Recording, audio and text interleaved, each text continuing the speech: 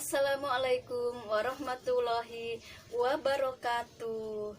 Alhamdulillahirrabbilalamin. Apa kabar anak ibu yang cantik, yang ganteng, yang soleh-soleha?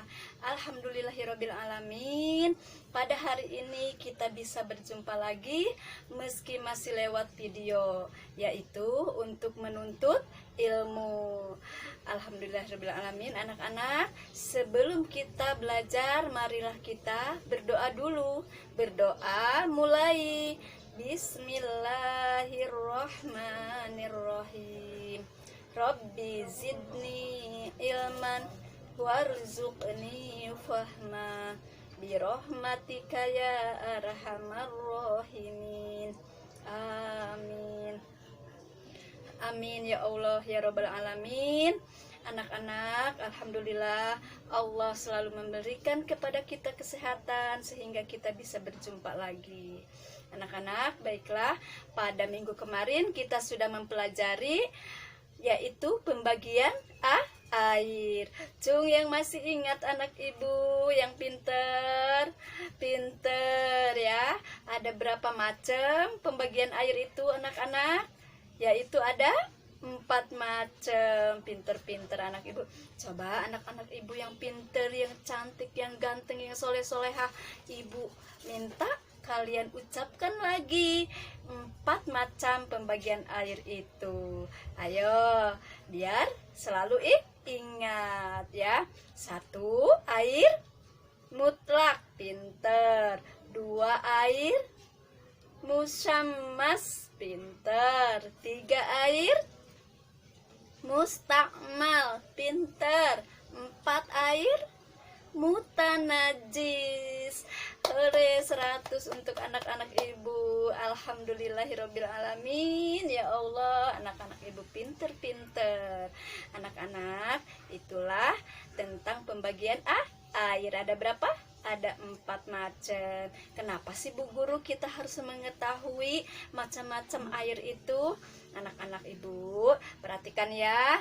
Karena kita orang muslim, kita orang Islam, kita diwajibkan untuk beribadah sholat. Sholat itu ibadah yang nomor 1 ya. Nah, maka seseorang itu akan rusak sholatnya jika wudhunya batal. Wudhunya nggak bener, maka batal sholatnya. Nah, wudhu juga akan rusak wudhunya, akan batal wudhunya jika air yang kita gunakan wudhu itu tidak benar atau airnya sembarangan, tidak memenuhi syarat untuk berwudhu ya. Jadi kita perlu mengetahui air apa saja yang bisa untuk berwudu. Pinter anak-anak. Kemarin kita sudah mempelajari yang 4 bagian macam air itu. Yang pertama air apa katanya? Pinter. Yang pertama yaitu air mutlak anak-anak. Apa sih Bu Guru air mutlak itu? Ada yang udah tahu air mutlak itu apa?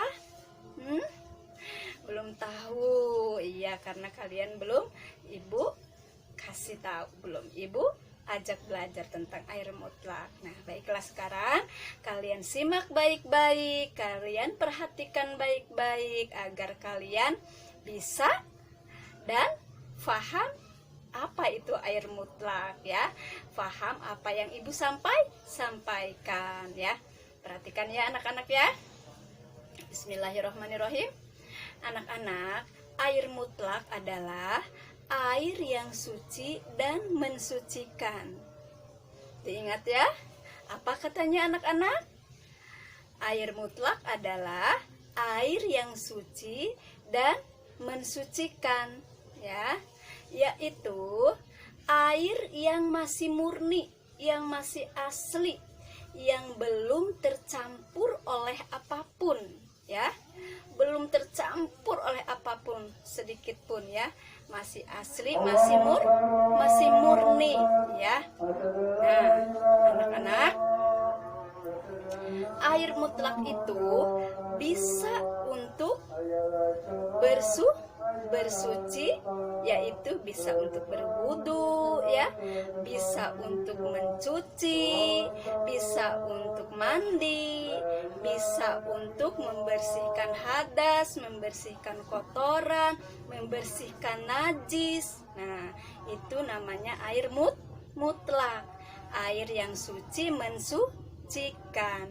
Air yang masih asli, yang masih murni, air yang belum tercampur oleh apapun ya. Ada berapa macam sih anak-anak air mutlak itu?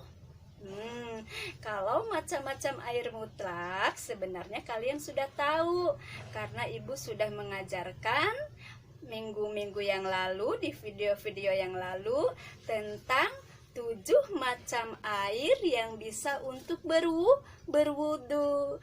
Itulah air-air yang termasuk air mutlak ya.